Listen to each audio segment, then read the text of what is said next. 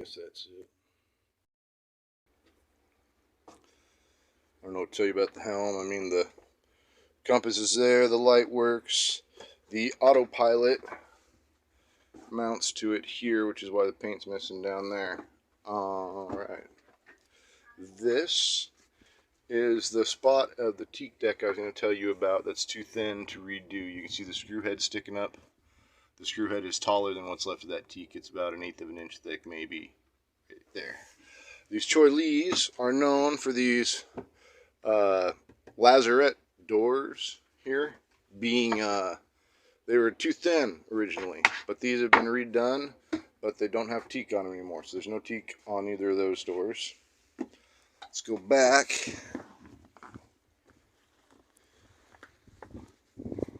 You have a giant lazarette here. All the sails fit in it, along with a generator, and there's a barbecue grill in there. There's a big giant buoy. I don't know what else is in there, man. Propane tank for the stove, extra tank, and I have a hose to hook that to the barbecue grill. Life sling, Avon inflatable emergency life raft thing. It needs serviced. Moving forward on the boat, I'm going to take you to the teak rail that has popped on, or the teak piece of deck, I guess. And if I can find my finger, right here, you can see this screw's failed and this is popped. But it's been like that for probably 3 or 4 months now. Apologize about the photography here again. And here's the front of the boat. So this whole block here popped up with the jib stay and kind of came off. The deck flexed. You can see where it flexed right here at my finger, if you can see my finger. Man, it's so hard to do this outside even with this light. So this much of the front of the boat flexed. So right at the hawse pipe. The tow rail's broken here and here on this side. It broke here, here, here, and this anchor here broke it again back there on this side. Brings us to the anchors. There is a 35-pound CQR. I don't trust CQR, so that's my backup and stern hook. There's a 45-pound Danforth. I love this anchor. I trust it a lot. It's on 500 feet of chain.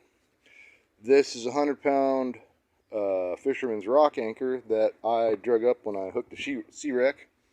I enjoy it as a counterweight, like if I want some weight on my chain just to keep my angle slacked. This is that bicycle. It's been riding on the front of the deck here for a while. I don't see where it's chafed the teak too bad. If it did, I will apologize though. Okay, man, I'm gonna go up the mast so I can show you that stay up there on that spreader. Before I go up the mast, I'm going to show you the front end, since we're sitting still here at the dock. So you can see, I'm using my hand here just so you have like size references, how much of the nose has been knocked in. I mean, it's 2 feet of glass work. There's a fatty knees with the 5-horse electric motor on it.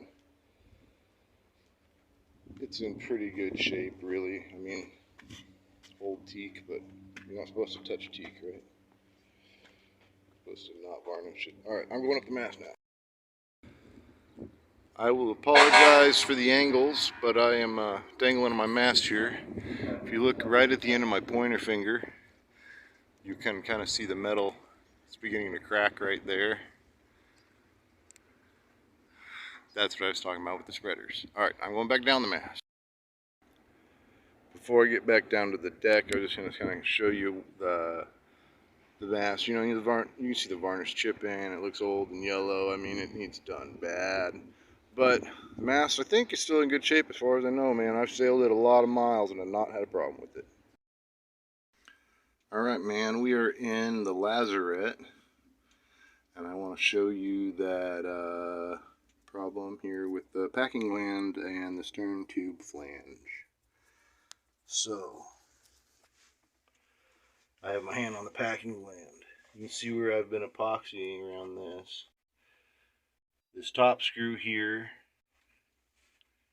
or maybe the bottom screw. One screw broke on me when I was putting the boat together on the hard in Port Angeles, and I was forced to put it back together in a hurry to not miss my opportunity to get splashed. It was right in front of the 4th of July weekend, and it was either splash then or pay for 3 more days on the hard because of the holiday.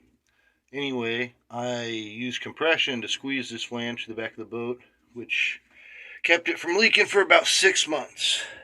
It's now been 10 months. You can see it drip. I mean, the drip would be acceptable if it was the packing gland dripping and not the flange itself dripping. But while it's not going to sink the boat unless you leave it alone for a couple weeks, it does need addressed. So that is on the list. We'll come back out of the hole. Alright, man, I think this is our final clip here.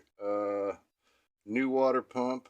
I replaced that one in Mazatlan. I have the old water pump. It just needs a new seal and bearing in the front. It could be rebuilt.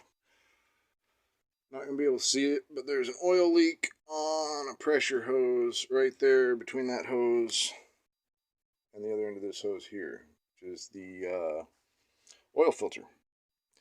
That is probably where the mass majority of the leak is coming from. I know there's a small leak on the back of the motor, but I haven't chased it because I didn't want bad news. Anyway, keep her diapers changed or she will dribble in the bilge.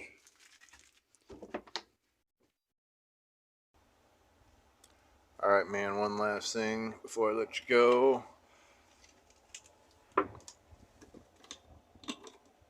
Start the motor up here. Hold this down for 5 seconds, not more than 10, or you will evaporate the gas.